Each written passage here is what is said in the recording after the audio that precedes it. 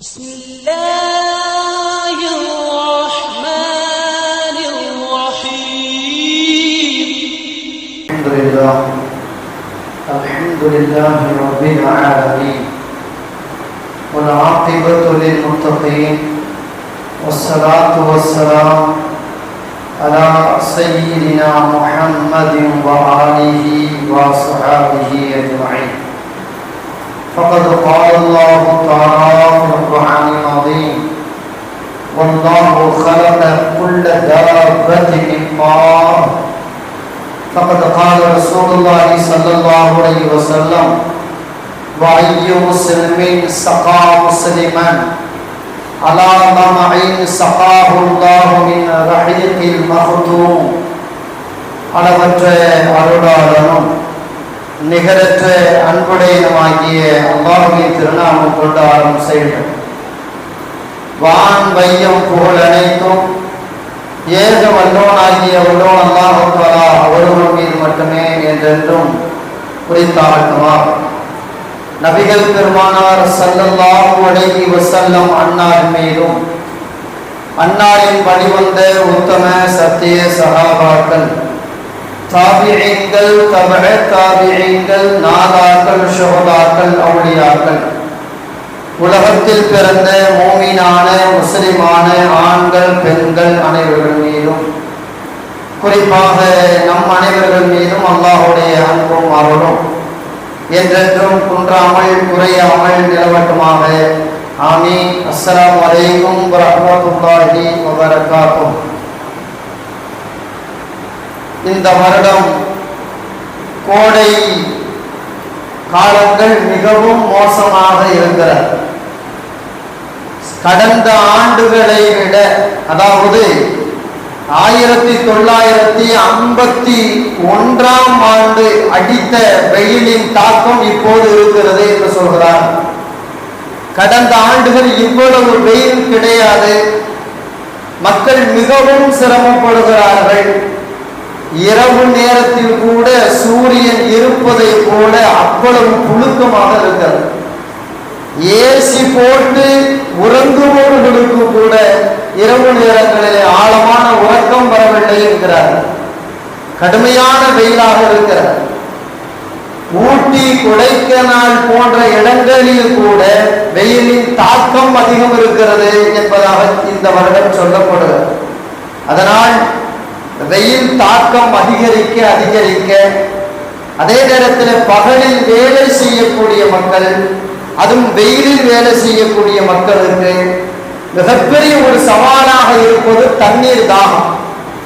தண்ணீர் தாகம் அவ்வளவு கடுமையாக எடுக்கிறது. எத்தனை லிட்டர் தண்ணீர் குடித்தாலும் கூட தாகம் தீரவில்லை என்பதாக சொல்லப்படுகிறது. எந்த தண்ணீரை குடித்தாலும், பானை நீர், ஃபில்டர், ஐஸ் தண்ணீர், இப்படி எந்த தண்ணீரை குடித்தாலும் தாகம் தீரவில்லை, கடுமையான தாகம் எடுக்கிறது என்பதாக இப்பொழுது சொல்லப்பட்டு வருகிறது.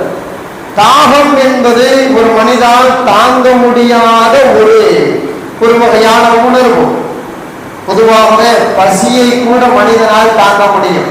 ஆனால் தாகத்தை தாங்குவது அவ்வளவு சிரமமானது. பசி இல்லாம, சாப்பாடு இல்லாம 2 நாள் 3 நாள் முடியுமான்னு கேட்டா மனிதனுக்கு முடியும், அது சாத்தியம் உண்டு. ஆனா தண்ணி குடிக்காம, தண்ணீர் பருகாமல் ஒரு நாள் கூட மனிதனால் கடக்க முடியாது. இது மனித வாழ்க்கையிலே தண்ணீர் என்பது அவசியமான ஒன்று. அல்லாஹ் தஆலா குர்ஆனில் தண்ணீர் சம்பந்தப்பட்ட செய்திகளை நிறைய பதிவு செய்திருக்கிறான். அதில் ஒரு வசனம் இப்படி சொல்லுகிறது: வல்லாஹு ஹலக குல்ல தாபத்தின் மின் மாஅ. உலகத்தில் இருக்கக்கூடிய எல்லா உயிரினங்களையும் அல்லாஹ் தண்ணீரின் மூலமாகத்தான் படைத்தான். ஒரு வகையான திரவத்தின் மூலமாகத்தான் அல்லாஹ் எல்லா உயிரினங்களையும் படைச்சிருக்கிறான். மனிதனையும் அப்படித்தான் படைச்சிருக்கிறான். அதனாலதான் உலகத்தில் இருக்க எல்லா உயிரினமும் தண்ணீர் பருவது அவசியமாக இருக்கிறது. இந்த கோடை காலங்கள்ல பார்க்கலாம், வீட்டு மாடிகள்ல காக்கா தண்ணி குடிக்கிறது, குருவிகள் குடிக்கிறது, பறவைகள், நாய், நரி, பூனை, எல்லா ஜீவராசியும், அதுவும் போல காடுகள்ல இருக்கக்கூடிய யானைகளுக்கு போதிய தண்ணீர் கிடைக்காததால் அது ஊருக்குள் வருகிறது. காட்டுக்குள் இருக்கக்கூடிய ஓரிரு மிருகங்களுக்கு போதிய நீர் ஆகாரம் கிடைக்காது, அதாவது ஊருக்குள் வருகிறது. இந்த கோடை காலங்கள்ல தான் அது நிறைய நடக்குதுன்னு பார்த்தோம். நிறைய குறிப்பாக சென்னை மக்களுக்கு தண்ணீரை தரக்கூடிய அந்த சில ஆறுகள், அந்த தண்ணீர் தடாகங்கள் எல்லாம் வற்றி போயிருக்கிறது என்பதாக இன்று அறிக்கை விடப்பட்டிருக்கிறது. உலகத்திலேயே தண்ணீர் பிரச்சனை முதல்ல முளைச்சு இன்னைக்கு உச்சத்துல மோசமான இருக்கிறது சவுத் ஆப்பிரிக்கா. சவுத் ஆப்பிரிக்காவுடைய தலைநகர் கேப் டவுன், அந்த சிட்டியில சென்ற வருடம், அதாவது 14ஆம் தேதி ஏப்ரல் மாசம் 2023 அந்த மாநகராட்சி அறிவிச்சிருச்சு, மக்களுக்கு தண்ணீர் வழங்க முடியாது, தண்ணீர் இல்லை, குடிப்பதற்கான தண்ணீர் இல்லை. கிட்டத்தட்ட அந்த சிட்டியில 10 லட்சம் குடிநீர் இணைப்புகள் அரசே துண்டிச்சிருக்கிறது. தண்ணீர் இல்லை, என்ன செய்ய? உலகத்திலேயே அதாவது தண்ணீர் இல்லாத நகரம் முதல் முறையாக கேப் டவுன் அப்படிங்கிறதா அறிவிச்சுட்டான். சவுத் ஆப்பிரிக்காவில் தண்ணீர் எந்த அளவுக்கு பஞ்சமாயிடுச்சுன்னா, நம்ம ஊர்ல அதாவது பெட்ரோல் வாங்குறதுக்கு நாம 1 லிட்டர் 2 லிட்டர் கேனை எடுத்துக்கிட்டு போறோமா இல்லையா, அந்த மாதிரி அந்த மக்கள் அரசு வழங்குகின்ற தண்ணீரை வாங்குவதற்காக கேன்களை எடுத்து செல்லக்கூடிய காட்சியை பார்த்தோம். அந்த அளவுக்கு தண்ணீர் பஞ்சம். உலகத்திலேயே இவ்வளவு மோசமான தண்ணீர் பஞ்சம் இதுவரைக்கும் பார்த்ததில்லை, இதுதான் முதல் முறை. எந்த அளவுக்கு அந்த சவுத் ஆப்பிரிக்காவுடைய அந்த அரசு கையாளுது தண்ணீர்னு பார்த்தா, குடிக்கிற தண்ணீர் கொஞ்சம் இருக்கு, அந்த தண்ணீரை பாதுகாக்கிறதுக்காக கொள்ளைக்காரர்கள் பிச்சைக்காரர்களிடத்திலிருந்து பாதுகாக்கிறதுக்காக, அந்த தண்ணியை பாதுகாக்கிறதுக்காக தனி காவல்துறை அமைச்சிருக்குது, ராணுவத்தை கொண்டாந்து வச்சிருக்கு. நம்ப முடியுதா? இன்னைக்கு யதார்த்த உலகம் அப்படி போயிட்டு இருக்கு. குடிக்கிற தண்ணீரை பாதுகாக்கிறதுக்காக அந்த சிட்டியில் உள்ள போலீஸ் அதிகாரிகள் பாதுகாப்புக்கு இருக்கிறார்கள், அந்த நாட்டுடைய ராணுவம் பாதுகாப்புக்கு இருக்குது. இன்னும் உச்சகட்டமான ஆச்சரியம் என்ன தெரியுங்களா?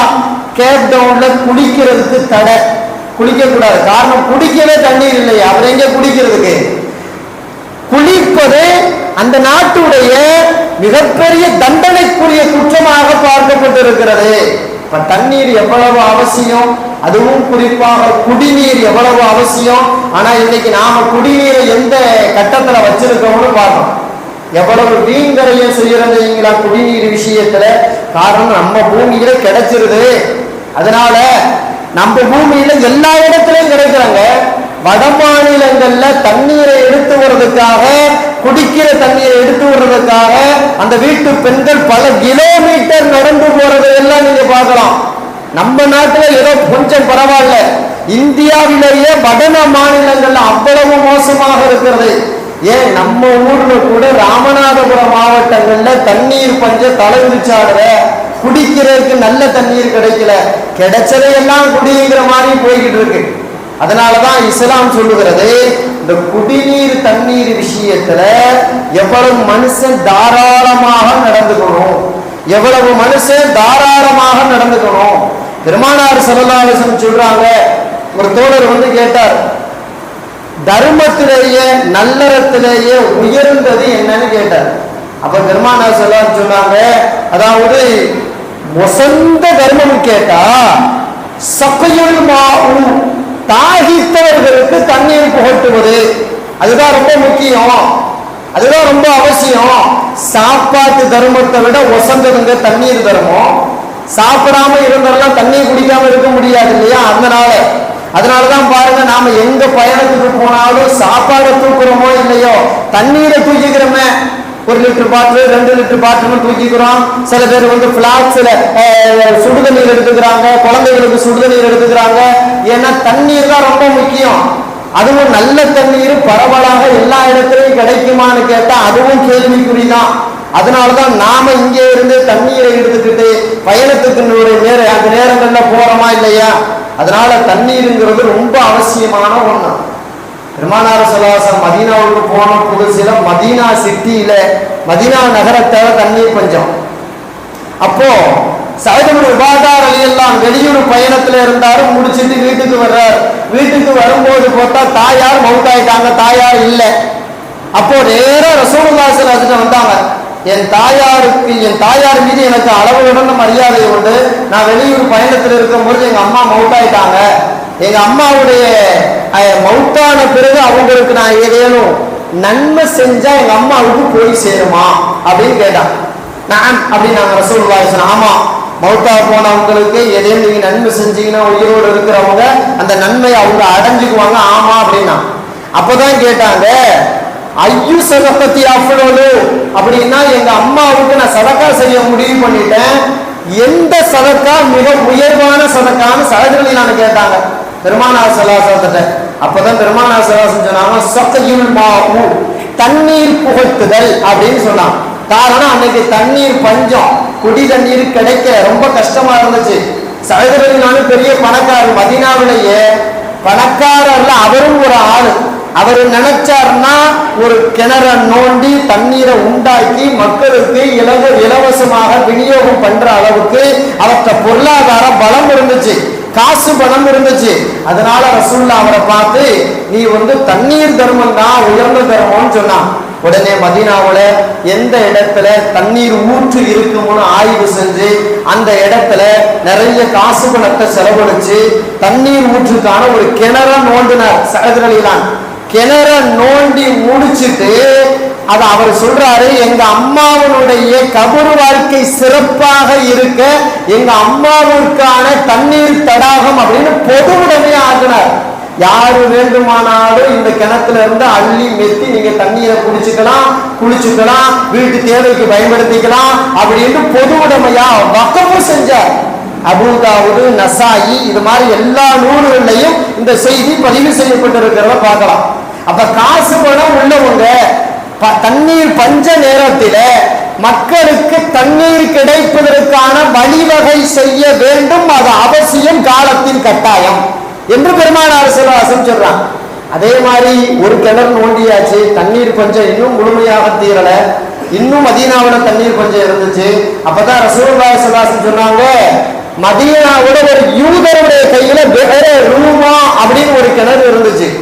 அந்த கிணறு யூதர் அந்த தண்ணீரை எடுத்து காசு கொடுத்து வித்துக்கிட்டு இருக்கிறார்.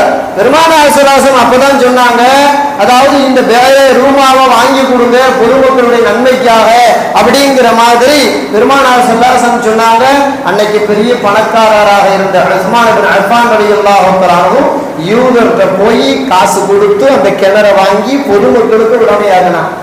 உஸ்மான் ரலியல்லாஹு அன்ஹு சொல்லுவாங்க, புகாரியில நபி மொழி பதிவு செய்யப்படுறது, உஸ்மானுடைய இறுதி காலத்துல தன் வீட்டுல எதிரிகள் முற்றுகையிட்டுட்டாங்க, வெளியே போகக்கூடாதுன்னு சொல்லி. உஸ்மான் ரலியல்லாஹு அன்ஹு வாளை எடுத்து வெட்டுறதுக்கு இறங்கிட்டாங்க. எதிரிகள், மோசமான மனிதர்கள் இறங்கியாச்சு. அப்பதான் உஸ்மான் ரலியல்லாஹு அந்த மோசமான மக்களை பார்த்து சொன்னாங்க, அலஸ்தும் தஅலமூன அன்ன ரசூலுல்லாஹி ஸல்லல்லாஹு அலைஹி வஸல்லம், உங்களுக்கு தெரியாதா ரசூலுல்லாஹ் இப்படி சொன்னாங்களே, மன் நஹஃப ரூமத ஃபலஹுல் ஜன்னah, யார் பிஹர ரூமாவை வாங்கி தூர்வாரி மக்களின் பயன்பாட்டுக்கு இலவசமாக மக்களுக்காக வக்ஃப் செய்வாரோ அவருக்கு சொர்க்கம் கிடைக்கும்னு பொது அறிவிப்பு செஞ்சாங்க.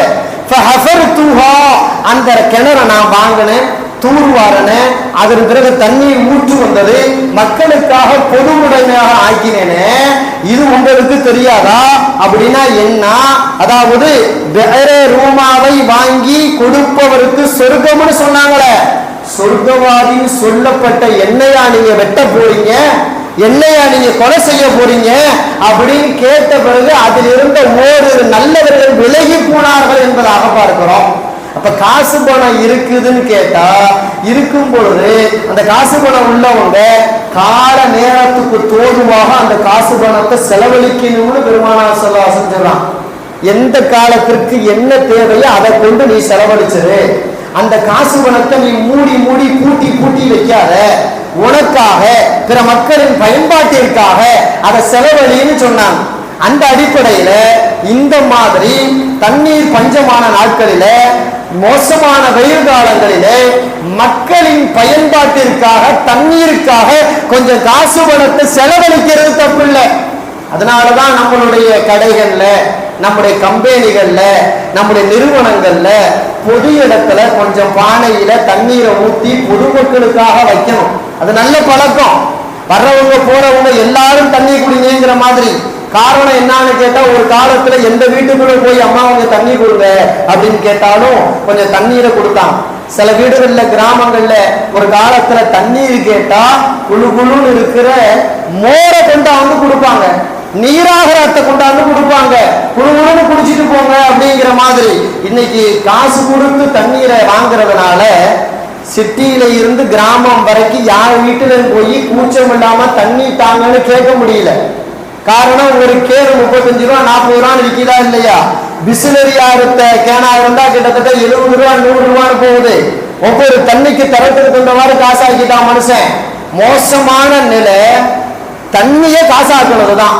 பெருமானார் சராசன் சொன்னாங்க, பைஹக்கில நபிமொழி வருது, மக்களிடத்தினுடைய காசு பணங்களில் பரக்கத்தை எடுப்பதற்கான அடையாளம் தண்ணீரை காசுக்கு வாங்குவார்கள் அப்படின்னா.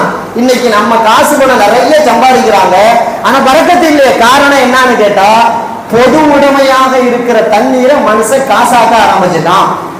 கடைசிறக்காக தண்ணீர் மாற்றப்பட்டது. அதனால நம்மளுடைய சம்பாத்தியத்துல பரக்கத்து இல்லாம போச்சு. யாரு தண்ணி வந்து கேட்டாலும் கொடுக்கறதுக்கு மனுஷன் தயங்குறான். தண்ணீரை கேட்கவும் வெக்கமா இருக்கு, ஏன்னா அது காசு வாங்கின பொருளாச்சுங்கிறனால. அதனாலதான் பொது இடங்கள்ல, மக்கள் நடமாடக்கூடிய இடங்கள்ல ஒரு தண்ணீர் பந்தல் மாதிரி அமைச்சு அதுக்குன்னு கொஞ்சம் காசு பணத்தை இருக்கிறவங்க செலவழிக்கிறது தப்பு இல்லை. கொஞ்சம் காசு பணத்தை அதுக்குன்னு ஒரு வேலைக்கு கூட ஒரு ஆளை போடலாம். சில தொண்டு நிறுவனம் இன்னைக்கும் செய்யுது. சில ஊர்கள்ல, பெரிய ஊர்கள்ல, அதாவது வருஷம் 365 நாளும் சில தொண்டு நிறுவனம் என்ன செய்யுதுன்னு கேட்டா, குழு குழுன்னு நீர் மோர் கொடுக்குறாங்க. நீர் மோர் யாரு வேண்டாலும் எவ்வளவு வேண்டாலும் வாங்கி குடிச்சுக்கலாம் அப்படிங்கிற மாதிரி. வாங்க, உங்களுக்கு நாங்க நீர் மோர் தரோம், நீர் மோர் தரோம் அவங்க அறிவிச்சு வருடம் முழுக்க கொடுக்குறாங்களே. காரணம் என்னன்னு கேட்டா, தாகம் தீர்றது இருக்கிறதே அது பெரிய சதக்கா. ஒரு மனிதனுடைய தாகத்தை தீர்க்கிறதற்கு அது பெரிய உயர்ந்த சதக்கா, உயர்ந்த தர்மம், உயர்ந்த தொண்டு. இஸ்லாம் இதையெல்லாம் சொல்லி தந்தது. ஆனா இன்னைக்கு முஸ்லிம்கள் கைவிட்டுட்டாங்க, பிற சகோதர சமயத்தவர்கள் கைவிடித்து வைத்திருக்கிறார்கள் இந்த தொண்டுக்களை என்று பார்க்கலாம். இந்த தொண்டு நிறைய மக்கள் செய்ய ஆரம்பிச்சுட்டாங்க.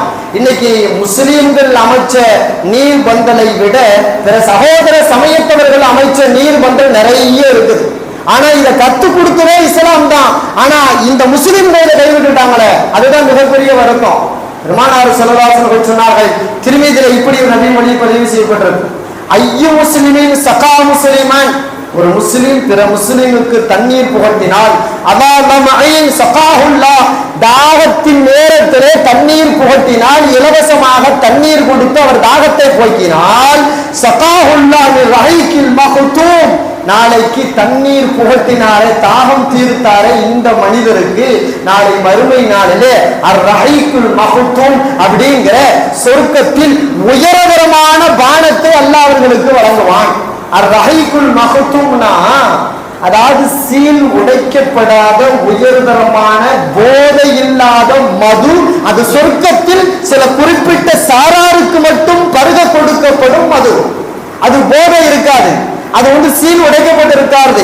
உயர்தரமான குவாலிட்டியான ஒரு சரக்கு, அது சொர்க்கத்துல தர்றது அல்லாஹ் சொல்றான். அந்த உயர்தரமான பானம் ஒரு முஸ்லிம் பிற முஸ்லிமுக்கு தண்ணீர் புகட்டினால் அல்லாஹ் தர்றான். வேணாம் மனுஷன் சொல்ல முடியுமா? திருமீதியில நபிமொழி பதிவு செய்யப்பட்டிருக்கு. அதனாலதான் பாத்தீங்கன்னா தண்ணீர் தாகம் எடுத்தா மறுக்கவே கூடாது. நீங்க எந்த தண்ணீர் உயர்ந்த நீரை வச்சிருந்தாலும் சரி, ஜம்சம் தண்ணீரே இருந்தாலும் சரி, அள்ளி அள்ளி கொடுத்துக்கிட்டே இருக்கணும். தண்ணீர் தாகத்தை தீர்ப்பது ஒரு உயர்வான தர்மமாக பார்க்கப்பட்டிருக்கிறது. உலகத்திலேயே மிகவும் அவசியமானது மனிதனுக்கு தண்ணீர். அதை நாம கொடுத்தோம்னா எவ்வளவு பெரிய பாக்கியம். பெருமானார் ஸல்லல்லாஹு அலைஹி வஸல்லம் அவர்கள் எவ்வளவோ இந்த சமுதாயத்திற்கு உபகாரங்களை செய்திருக்கிறார்கள். அந்த உபகாரிக்கு ஒரு அம்மா உபகாரம் பண்ணனா, அந்த உபகாரிக்கு ஒரு அம்மா உபகாரம் பண்ணனா, அந்த உபகாரத்தை ரசூலுல்லாஹி ஸல்லல்லாஹு அலைஹி வஸல்லம் காலம் முழுவதும் மறக்காமல் வைத்திருந்தார்கள். அவ்வப்போது அவர்களுக்கு அதற்கு பிரதி உபகாரம் செய்திருக்கிறார். புகாரியில இப்படி ஒரு நபிமொழி பதிவு செய்யப்பட்டது. அதாவது ரசூலுல்லாஹி ஸல்லல்லாஹு அலைஹி வஸல்லம் சில தோழர்களோட வெளியூர் பயணத்துல இருந்தான். கொஞ்சம் தண்ணி கொண்டுகிட்டு போனான். எல்லா தண்ணியும் அந்த பயணத்துல தீர்ந்து போச்சு. தீர்ந்து போன பிறகு நேர சஹாபாக்கள் நபித்தோழர்கள் போய் யார சொல்ல, தண்ணீர் தாகம் எடுக்கிறது, நாவு வறண்டு போகுது, தண்ணீர் இல்ல, தண்ணீருக்கு எப்படியாவது ஒரு ஏற்பாடை செய்யுங்க அப்படிங்கிற மாதிரி ஒரு கேள்வி கேட்டான். உடனே ரசூலுல்லாஹி ஸல்லல்லாஹு அலைஹி வஸல்லம் பயணத்தை உடனே நிப்பாட்டினான். பயணத்தை நிப்பாட்டி முடிச்சு ஒட்டகத்துல வந்து கீழே இறங்கி குறிப்பிட்ட 2 பேரை கூப்பிட்டான். அதுல அலிரலியிலான ஒருத்தர், மற்றொருத்தர் வேற ஒரு மறந்து போய்விட்டது என்பதாக அந்த ஹதீஸ் அறிவிப்பாளர் சொல்கிறார். எப்படியோ 2 பேரை கூப்பிட்டான். நீங்க வாப்பா, இந்த பகுதியில நாம இப்போ இருப்போம், நீங்க 2 பேரும் சுத்தி போய் எங்கிட்டாவது தண்ணி கிடைக்குதான்னு தேடி பாருங்கன்னா அந்த 2 பேரும் போய் தேடி பாக்குறாங்க. பெரிய குளம் குட்டை அது இது எதுவுமே இல்லை, பாலைவனமா இல்லையா, எதுவுமே இல்லை. தூரத்துல ஒரு கிழவி, வயசான பெரிய மனுஷி, தோல் துருத்தியில கொஞ்சோண்டு தலைமையில தண்ணியை வச்சு பூஜிக்கிட்டு வர்றான்.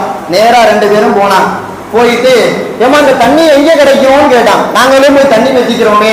அப்ப அந்த அம்மா சொல்லுச்சு, இந்த தண்ணியை நான் சும்மா ஒன்றும் கொண்டுட்டு வரல, இந்த தண்ணீருக்காக ஒரு நாள் முழுவதும் நடந்திருக்கிறேன். அவ்வளவு தூரத்துல இருக்கு அந்த குடிக்கிற தண்ணி, அதை தூச்சிக்கிட்டு நான் வந்துகிட்டு இருக்கேன். நீங்க ஒரு நாள் பூரா பயணம் பண்ணாதான் அந்த இடத்துக்கு போக முடியும் அப்படின்னு அம்மா. அப்படியா, சரி பரவாயில்ல, உன் தலையில இருக்க தண்ணியோட அப்படியே எங்களோட நடந்து வா அப்படின்னா. ஏன் நடந்து வரணும், எங்க என்னை கூட்டிட்டு போறீங்க அப்படின்னு அந்த அம்மா கேட்டுச்சு. வேற ஒண்ணும் இல்ல, இறை தூதர் பெருமானார் ஸல்லல்லாஹு இந்த இடத்துல இருக்கிறாங்க, தண்ணி கிடைக்கல, கஷ்டப்படுறாங்க, நீ கொஞ்சம் தண்ணியை கொடுன்னா. உடனே அந்த அம்மா கேட்டு, இந்த புதுசா இஸ்லாத்துக்கு புதுசா மதம் மாறினாரு அவரா அப்படின்னு வச்சான். அந்த அம்மா அப்படியே கேது, புதுசா மதம் மாறி ஏதோ புரட்சியெல்லாம் பண்ணிக்கிட்டு இருக்காரு நம்ம பூமியில அவரானா. ஆமா ஆமா அவர் தான் அடுத்ததட அப்படின்னு அந்த அம்மா மறுக்க முடியல. வயசான மனுஷி. அப்படியே அந்த அம்மாவை பிடிச்சி கூட்டிக்கிட்டு வந்தாங்க ரசூல்லாட்ட. ரசூல்லா அந்த அம்மாவை இறங்க சொல்லி அந்த தோல் துருத்தியை கொஞ்சம் வாங்கி அந்த தோல் துருத்தியை ஒரு பாத்திரத்துல கொஞ்சமா ஊத்துனாங்க. தண்ணீரை கொஞ்சமா ஊத்தி முடிச்சுட்டா அதுல தண்ணீர் ஊத்த ஊத்த ஊத்த பாத்திரமும் நிறைஞ்சிருச்சு. கொஞ்சம் தான் தோல் துருத்தி, இஞ்சி போனா ஒரு 5-6 லிட்டர் இருக்கும், அவ்வளவுதான் இருக்கும், அதுக்கு மேல இருக்க வாய்ப்பு இல்லை. ஆனா பெரிய பாத்திரத்தை வச்சு அந்த தண்ணீரை ஊத்துறாங்க. தண்ணியை ஊத்துனா ஊத்த ஊத்த தண்ணி கொதிக்கிட்டே இருக்கு. ரசூலுல்லாஹ் சொன்னாங்க, எப்பா இந்த பாத்திரத்துல இருந்து மெத்ராலும் நெத்திக்கங்க தண்ணி வேண்டாம். கொஞ்சம் பேரு தண்ணியை நெத்தி வச்சுக்கிட்டாங்க, கொஞ்சம் குடிக்கிறாரு குடிச்சுட்டே அப்படின்னாங்க. கொஞ்சம் பேரு குடிச்சுக்கிட்டாங்க. ஒருத்தருக்கு குளிப்பு கடமையா இருந்துச்சு, அவரை கூப்பிட்டாங்க, எப்ப உனக்கு குளிப்பு கடமைன்னு சொல்லிய தண்ணி வேணும், நீ இந்த தண்ணீரை நெத்தி குளிச்சுட்டேன்டாங்க. அந்த கொஞ்சோண்டு தண்ணியில அத்தனை 1000 பேரும் தண்ணியை குடிச்சாங்க, சேமிச்சு வச்சாங்க. ஒருத்தர் குளிச்சும் முடிச்சுட்டாரு. எல்லாம் முடிச்ச பிறகு ரசூலுல்லாஹி ஸல்லல்லாஹு அலைஹி வஸல்லம் சொன்னாங்க, அம்மா அந்த தண்ணியை வச்சுக்க. அந்த தோல் துருத்தியிலிருந்து கொஞ்சம் கூட தண்ணி குறையல. அதான் அதிசயம், தண்ணி குறையல, அப்படியே இருக்கு. அந்த 5-6 லிட்டர் தண்ணி அப்படியே இருக்கு, தண்ணி எதுவுமே குறையல. அப்ப ரசூலுல்லாஹி ஸல்லல்லாஹு அலைஹி வஸல்லம் சொன்னாங்க, இஜ்மஉ லஹா, இந்த அம்மா தண்ணி கொடுத்துச்சு இல்ல, அதனால ஏதேனும் உணவுகளை கொஞ்சம் கொடுத்து விடுங்க. என்ன உணவுன்னு பார்த்தா, இன்னைக்கும் கூட பேரிச்சம்பழத்திலேயே தரமான பேரிச்சம்பழம் எதுங்க, ஹஜ் உம்ரா போனவங்களுக்கு தெரியும், பேரிச்சம்பழத்திலே முதல் தரம் அஜ்வா இல்லையா, 40 ரியால் விற்கிறாங்க, கிட்டத்தட்ட 50 ரியால் வரைக்கும் விற்கிறாங்க. அந்தந்த நேரங்களுக்கு போகும்போது முன்ன பின்ன விலை இருக்கும், அதுதான் உயர்ந்த பேரிச்சம்பழம். அப்ப அந்த அஜ்வா பேரிச்சம்பழத்தை கொஞ்சத்தை திரட்டினாங்க. மாவு, தண்ணியை ஊற்றி குழைச்ச மாவு, குழைக்காத மாவு, இருக்கிற எல்லா உணவு பலகாரத்தையும் ஒண்ணு சேர்த்து ஒரு துணியில வச்சு கட்டி அந்த அம்மாவை ஒட்டகத்தில் ஏற்றி விட்டு தண்ணீரையும் கொடுத்து அதையும் கொடுத்து போயிட்டு வாமான்னாங்க. அந்த அம்மா அப்படியே உத்து பார்த்துக்கிட்டே இருந்துச்சு. கொஞ்சோண்டு தண்ணி கொடுத்தோம், அந்த தண்ணியும் நமக்கு குறையல. இது என்னடா இவ்வளவு பெரிய ஆச்சரியம் இருக்கு, இவ்வளவு பேர் குடிச்சிருக்கிறாங்க, இவ்வளவு பேர் குடிச்சிருக்கிறாங்க, இவ்வளவு பேர் சேகரிச்சு வச்சுக்கிட்டாங்க, நம்ம பாத்திரத்துல தண்ணியும் குறையலையே. அந்த அம்மா ஆச்சரியமா பார்த்துக்கிட்டே இருந்துச்சு. அப்போ பெருமானார் ஸல்லல்லாஹு அலைஹி வஸல்லம் சொன்னாங்க, தஅலமீன மா ரஸினா மின் மாஇ ஷைஇன், அதாவது உன் தண்ணியிலிருந்து எதுவுமே குறையல பெரிய மனுஷி பாத்துக்க. வலாக்கின் அல்லாஹ் வல்லதி அஸ்கானா, அல்லாஹ் தான் எங்களுக்கு தண்ணீரை கொடுத்தா, உன் தண்ணி குறையல, நல்லபடியா ஊருக்கு போயிட்டு வான்னாங்க. அந்த அம்மா நேரா ஊருக்கு போய் அந்த விஷயத்தை பூரா மக்கள்கிட்ட சொல்லுச்சு. இப்படி இப்படி ஆச்சரியமான செய்தி எல்லாம் நான் பார்த்தேன். அதாவது புதுசா ஒருத்தர் மதம் மாறினவர் இருக்காரு, அவர் மதம் மாறின மாதிரிலாம் தெரியல, அவர் நிச்சயமா இறை தூதருங்கிறது உண்மையாதான் தெரியுது அப்படின்னு அந்த அம்மா சொல்லி முடிச்சிச்சு. கொஞ்ச காலம் போச்சு. அங்க சுத்தி இருந்த அந்த காபிர்கள் மீது முஸ்லிம்கள் போர் கொடுக்கணும், அந்த கட்டத்துக்கு வந்தாச்சு. கொஞ்ச காலத்துக்கு பிறகு சுத்தி இருந்த எல்லா காபீர் அந்த இறை மறுப்பாளர்கள் ஊர்கள் எல்லாம் போர் தொடுத்த பொழுது இந்த அம்மா குடி இருந்துச்சா இல்லையா, அந்த சின்ன ஊரு, அந்த ஊரை சஹாபாக்கள் டச் பண்ணவே இல்லை, தொடவே இல்லை. நிறைய காபிர்கள் இருக்காங்க, இறை மறுப்பாளர்கள் இருக்கிறாங்க, இஸ்லாத்துக்கு தொந்தரவு தரவங்க இருக்கிறாங்க, இருந்தாலும் தொடல, அந்த ஊரை இருந்தாலும் தொடல. சுற்றி இருக்க கிராமம் எல்லாம் அழிச்சாட்டியக்காரங்க, முஸ்லிம்கள் போர் தொடுத்து அதை முஸ்லிம் வசம் வந்துகிட்டு இருக்கு. இந்த அம்மா ஊர் மட்டும் எதுவுமே தொல்லை இந்த சஹாபாக்கள். அந்த அம்மாவுக்கு ஆச்சரியம். உடனே அந்த அம்மா சொல்லுச்சு, மா அரா அன் ஹாவுலாய் கௌம யதுஊன அமதன், இந்த தோழர்கள், முஸ்லீம் தோழர்கள் நம்ம ஊரை மட்டும் ஏன் தொடல தெரியுமா? அவங்க வேணுக்குமே நம்மளை தொடாம இருக்கிறாங்க. காரணம், நான் அன்னைக்கு உதவி செஞ்சேன்ல, அதுக்கு பிரதி உபகாரமாக என்ன தொடலேன்னு அம்மா சொல்லி முடிச்சு லாஸ்டா ஒரு வார்த்தை சொல்லுது, இஸ்லாம், நீங்க இஸ்லாத்துக்குள்ள சேரலாம்னு நினைக்கிறீங்களா? நான் இஸ்லாத்துக்குள்ள போறேன்னு சொன்ன உடனே அந்த ஊரு பூரா இஸ்லாம் ஆயிட்டான். அந்த ஊருக்கு மக்கள் எல்லாரும் இஸ்லாம் ஆயிட்டாங்க. ஒரு தண்ணி தாகத்துக்கு அந்த அம்மா தண்ணி கொடுத்துச்சு. ரசூல்லாம் வாங்கி பருகிட்டு அந்த அம்மாவுக்கு மீண்டும் அன்பளிப்பெல்லாம் கொடுத்து முடிச்சிட்டாங்க. அந்த தண்ணியும் குறையல. அதன் பிறகும் கூட பெருமானார் ஸல்லல்லாஹு அவர்கள் அந்த அம்மா இருக்கிற முறையே தொடாதேன்னாங்களா இல்லையா? அதுதான் இங்க கவனிக்க தகுந்தது. அதுதான் பெருமானார் ஸல்லல்லாஹு செய்த பெரும் புரட்சி. அதாவது என்னைக்கே செஞ்ச உதவி, அப்படித்தானே ஆறுன கஞ்சி பழைய கஞ்சின்னு தமிழ்ல பழமொழி சொல்லுவான். செஞ்ச உதவி அது அன்னைக்கு நடந்ததுங்க அப்படின்னு ரசூலுல்லாஹ் மறந்துறது இல்ல. என்னைக்கா இருந்தாலும் உள்ளத்துல அது நினைவு வச்சிருப்பாங்க. தக்க நேரத்துக்கு செய்யற உதவி அது சின்ன உதவியா இருந்தாலும் அது காலத்தில் மிகப்பெரியது என்பதாக சொல்லுகிறோமா இல்லையா? அந்த மாதிரி ரசூலுல்லாஹி ஸல்லல்லாஹு அலைஹி வஸல்லம் தன்னுடைய தோழர்களுக்கு சொல்லி இருந்தாங்க, அந்த அம்மா ஊரை மட்டும் நீங்க தொடக்கூடாது, நெருங்கக்கூடாதுன்னாங்க. ரசூலுல்லாஹுக்கும் தெரியும் இந்த அம்மா மனசு மாறலாம், சொல்லாமலேயே அவங்க எல்லாம் இஸ்லாத்துக்கு வரலாம். அதே மாதிரியே அந்த அம்மாவுடைய மொத்த ஊர் இஸ்லாத்துக்கு வந்துச்சு. அப்ப காலத்துல எனக்கு சின்ன உதவி பண்ணியிருந்தாலும் அதுக்கு நான் பெரிய உபகாரம் செய்வேன் அப்படிங்கிற மனநிலை பெருமானார் ஸல்லல்லாஹு அலைஹி வஸல்லம் அவர்களுக்கு இருந்திருக்கிறது என்று பார்க்கிறோம். அதனாலதான் தண்ணீர் இருக்குது, அது உயர்வான தர்மம். அதனாலதான் ரசூலுல்லாஹி ஸல்லல்லாஹு அலைஹி சொன்னாங்க, அஃலலு ஸதகத்து ஸகியுல் மாஉ, உயர்வான தர்மம் ஒன்று இருக்குமையானால் அது தண்ணீர் தர்மம். பெருமானார் ஸல்லல்லாஹு அலைஹி வஸல்லம் அவர்கள் இந்த சமுதாயத்திற்கு சொல்லக்கூடிய செய்தியாக பார்க்கலாம். தண்ணி கொடுக்கிறோமே, அதனால நிறைய ஷிஃபா இருக்கு, நிறைய பாவங்கள் எல்லாம் மன்னிக்கப்படும். சாதாரணமானது அல்ல. என்னங்க பச்சை தண்ணியை கொடுக்கறாங்க பெரிய சதக்கா அப்படின்னு நம்ம நினைக்கலாம். என்ன ஒரு கிளாஸ் தண்ணி, ஒரு செம்பு தண்ணி, ஒரு குடம் தண்ணி, இதுவா பெருசு? எவ்வளவோ பெரிய பெரிய உதவி எல்லாம் இருக்குன்னு நினைக்கலாம். ஆனா பெரிய பெரிய இபாதத்தால் செய்ய முடியாததை, மாற்றங்களை ஒரு சின்ன இபாதத்து உருவாக்கி தரும். பைஹக்கியில் எப்படி நபி மொழி பதிவு செய்யப்படுறது? அப்துல்லா இப்னு முபாரக் ரஹ்மத்துல்லாஹி அலைஹி, இமாம் புகாரி ரஹிமஹுல்லாஹுடைய ஆசிரியர் அவர்தான். நிறைய ஆயிரக்கணக்கான லட்சக்கணக்கான ஹதீஸுகளை நிறைய மனப்பாடம் செய்தவர். சிகாவு சித்தா என்று சொல்லுகிறோமே பிரபலமான நபிமொழிகள், புகாரி, முஸ்லிம், அபூதாவுத், நசாயி, திருமதி, இப்னு மாஜா, இந்த எல்லா நூல்களையும் இவருடைய அறிவிப்பு வருது. இவர் சொன்ன ஹதீஸ் எல்லா இடத்திலையும் இருக்கு, எல்லா நூல்களையும் பதிவு செய்யப்பட்டிருக்கு. அப்படி பெரிய மிகப்பெரிய மேதை அப்துல்லா இப்னு முபாரக் ரஹிமஹுல்லாஹ் ஒருத்தர் வந்து கேட்டார், அதாவது 7 வருட காலமாக என்னுடைய காலில் ஒரு சின்ன புண்ணு மாறி வந்துச்சு.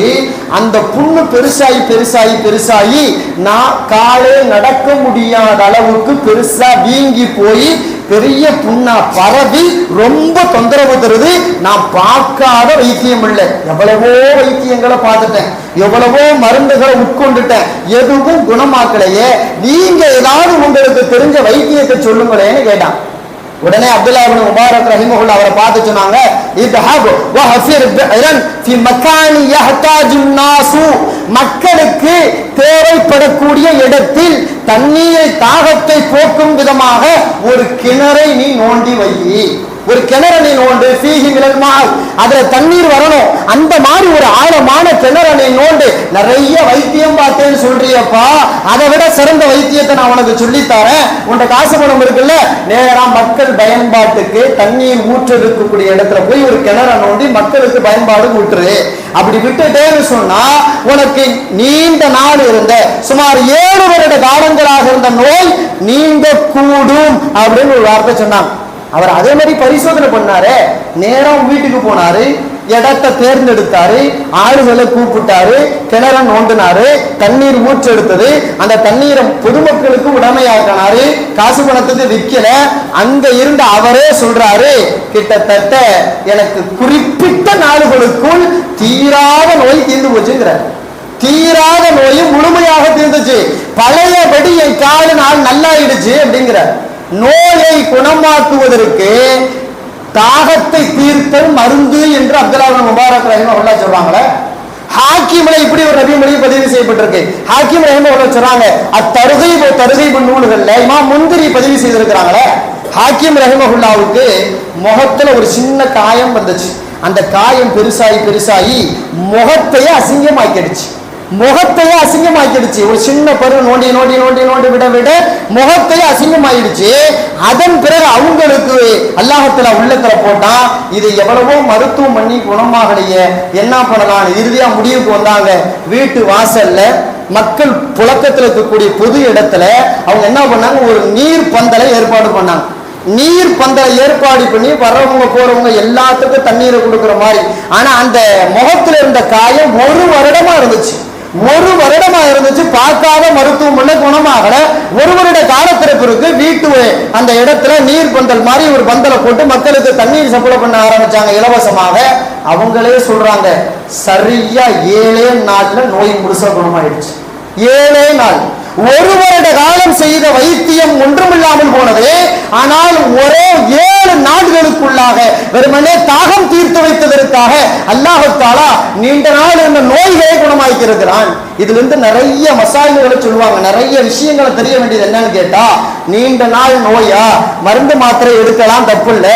ஆனால் இந்த கோடை காலத்துல மக்கள் தாகம் தீர்க்கும் அளவிற்கு அந்த மக்களுக்கு தோதுவாக தண்ணீர் பந்தலை, மோர் பந்தலை மக்களுக்கு பயன்பாட்டுக்கு உண்டாக்குவது, அல்லது ஏதேனும் கிணறு வெட்டி கொடுப்பது, அல்லது ஏதேனும் தண்ணீர் தொட்டிகளை கட்டி கொடுப்பது, அல்லது தண்ணீர்களுக்கான அந்த வழிகளை ஏற்பாடு செய்து கொடுப்பது. காசு பணம் இருப்பவர்களுக்கு பெருநோய் வந்தால் இதை செய்தால் நோய் குணமாகும் என்பதை 2 அறிஞர்கள் ஒப்புக் கொடுக்கிறார்கள். அதே போல நிறைய பேருக்கு கேட்கிறது அதுதான். 7 வருஷம் 10 வருஷம் 5 வருஷம் ஆயிடுச்சு, கல்யாணம் பண்ணி பிள்ளை இல்லைங்கிறாங்களா இல்லையா? அவங்களுக்கு சரியான வாய்ப்பு கோடை காலம் வந்திருக்கிறது. மக்களின் பயன்பாட்டுக்காக இறைவா மக்களின் தாகத்தை நான் தீர்க்கிறேன், எனக்கு ஒரு குழந்தையை, சாலிகான குழந்தையை தாய் என்று நியத்து வைத்து மக்களின் தாகம் தீர்ப்பதற்கு ஏதேனும் ஏற்பாடு செய்வார்கள் ஆனால் நிச்சயம் சொல்லலாம், இன்ஷா அல்லாஹ் அவர்களுக்கு குழந்தை பிறக்கும். நிச்சயமாக குழந்தை பிறப்பதற்கு நிறைய சாத்தியக்கூறுகள் உண்டு. ஏதேனும் வீட்டுல பிரச்சனை, நீண்ட நாள் ஏதேனும் பிரச்சனையா இருக்குது, அந்த பிரச்சனை தீர வேண்டுமா? நீண்ட நாள் நோய்கள் தீர வேண்டுமா?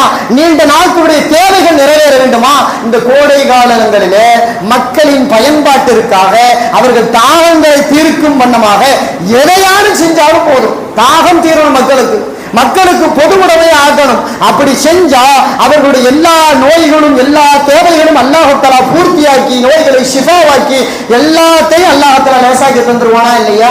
இந்த சிந்தனை காசு பணம் உள்ளவர்களுக்கு, தேவை உள்ளவர்களுக்கான சிந்தனை வர வேண்டுமா இல்லையா? அறியாத நிறைய பாவங்களை இந்த தண்ணீர் தீர்ப்பது, தாகம் தீர்ப்பதன் மூலமாக குணமாகிறது. புகாரியில இப்படி ஒரு நபி மொழி பதிவு செய்யப்பட்டிருக்கிறது.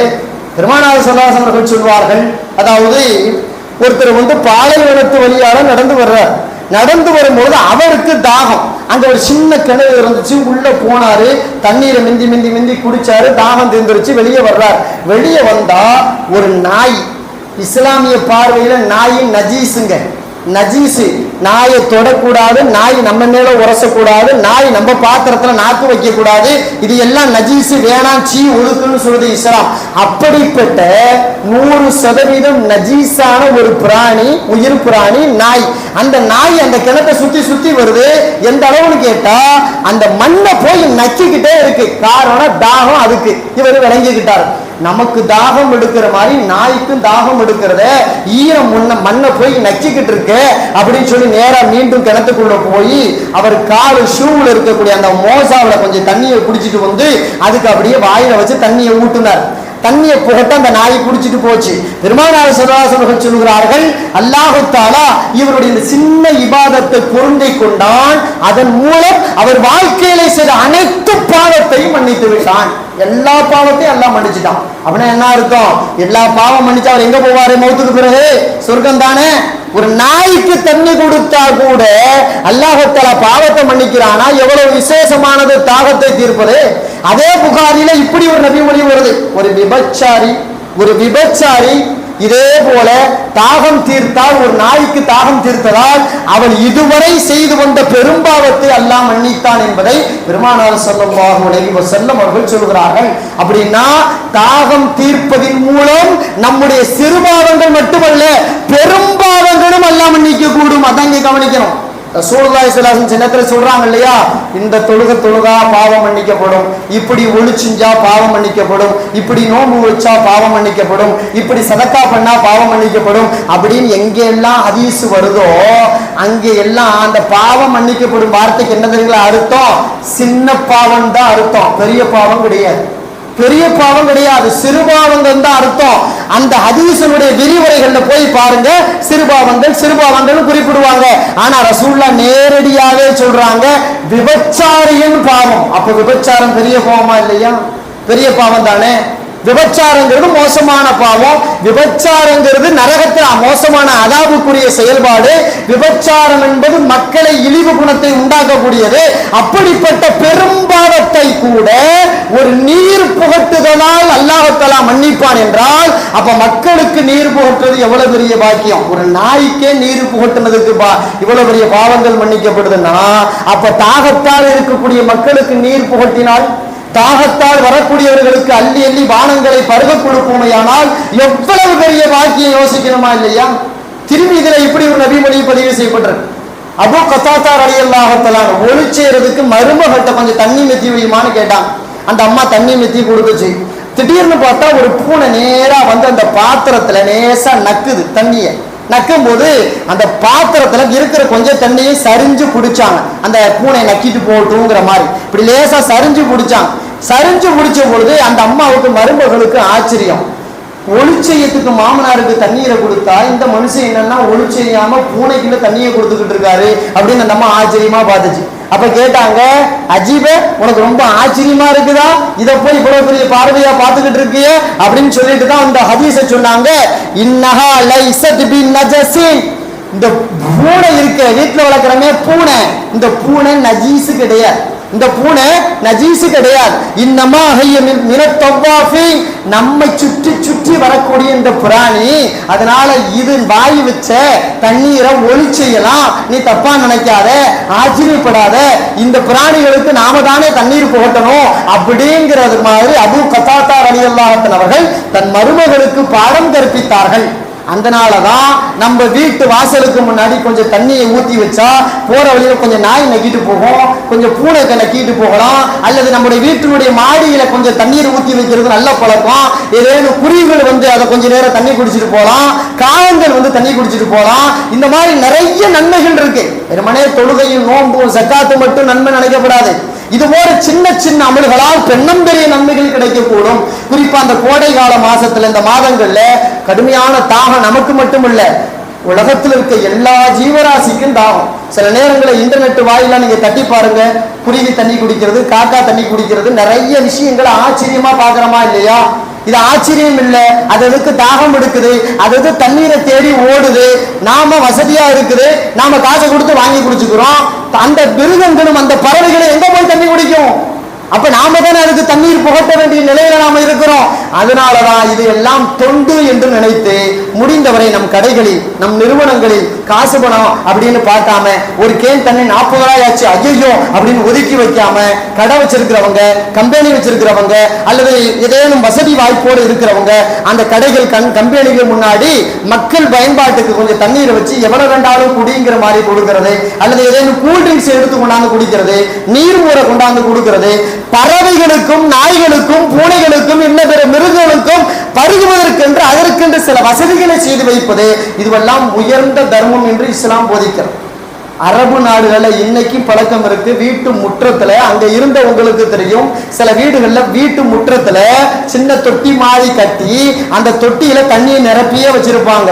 காரணம், அந்த வழியில போற ஒட்டகம் குடிக்கட்டும், அந்த வழியில போற ஆடு மாடு குடிக்கட்டும், அந்த வழியில போற நாய் நரி குடிக்கட்டும், அந்த பகுதியில பறக்கிற மிருகங்கள் பறவைகள் குடிச்சிட்டு போகட்டும், இப்படிங்கிறதுக்காகவே வச்சிருக்கிறாங்க.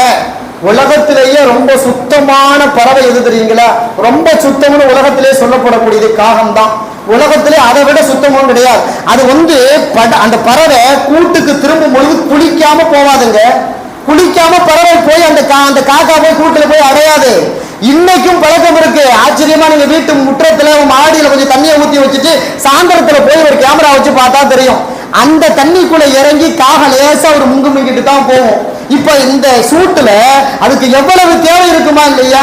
இப்ப இது மாதிரி காலங்கள்ல முடிந்தவரை தாகம் தீர்ப்பதற்கு எவ்வளவு வழி இருக்கோ அவ்வளவு வழியை செய்யணும். அதனாலதான் சில சகோதரர்கள் பள்ளி வாசல்களுக்கு போன் அடிச்சே கேட்கிறான், உங்க பள்ளியில ஏதேனும் போர் போடணுமா, ஒளி செய்யறதுக்கு குடிக்கிறதுக்கு தண்ணி ஏற்பாடு பண்ணணுமா, நாங்க எங்க ட்ரஸ்ட் எங்க நிறுவனம் பண்ணி தரோம், எந்த காசு நீங்க செலவழிக்க வேணாம், ஒரே ஒரு போன் போட்டா போதும்னு சில தொண்டு நிறுவனம் சில சகோதரர்கள் முடிவெடுத்து அதையே ஒரு பிரச்சாரமாக ஏன் செய்கிறார்கள் என்றால், நம்முடைய காசு பணம் பிறருக்கு தாகத்தை தீர்க்கட்டும் என்பதற்காக. நம்முடைய காசு பணம் அந்த காசை கொண்டு தாகம் தீர்த்து அதன் மூலம் பாவங்கள் மன்னிக்கப்பட்டு சொர்க்கம் போக வேண்டும் என்பதற்காக. அதனால்தான் பள்ளிவாசல்களும் பொது இடங்களையும் தண்ணி நாம வாங்கி வைக்கிறது நோக்கமே யாரு வேண்டாலும் தண்ணி குடிக்கணுங்கிறதுக்காக, குடிச்சு அவர்கள் தாகம் தீரணுங்கிறதுக்காக. இதுவெல்லாம் உயர்ந்த பண்பாடாக இஸ்லாம் பார்த்திருக்கிறது. அதனால்தான் இஸ்லாம் சுருங்க சொல்லுகிறது, தண்ணீர் கிடைப்பதற்கான தண்ணீர் தொட்டிகளை கட்டி வையுங்கள், அதற்கான போர்களை போட்டுக் கொடுங்கள், அதற்கான கிணறு வெட்டி வையுங்கள், அதற்கான பம்பு செட்டுகளை வைத்துக் கொடுங்கள். இதுவெல்லாம் உயர்ந்த தர்மம், உங்களை சொர்க்கத்திற்கு அழைத்து செல்லும் தர்மம், உங்களுடைய பெரும்பாவங்கள் மன்னிக்கப்படுவதற்கு காரணமாக இருக்கும் தர்மம் என்பதாக இஸ்லாம் போதிக்கிறது. வல்லோன் அல்லாஹு தஆலா இதையெல்லாம் சிறந்த தர்மமாக நமக்கு காட்டி தந்தானோ அதையெல்லாம் சிறப்பாக நிறைவேற்றக்கூடிய பெரும்பாக்கியத்தை இறைவன் நம் அனைவர்களுக்கும் தருவானாக. வாஹிர் தஅவானா அல்ஹம்துலில்லாஹி ரப்பில் ஆலமீன். அஸ்ஸலாமு அலைக்கும் வரஹ்மத்துல்லாஹி வபரகாத்துஹு.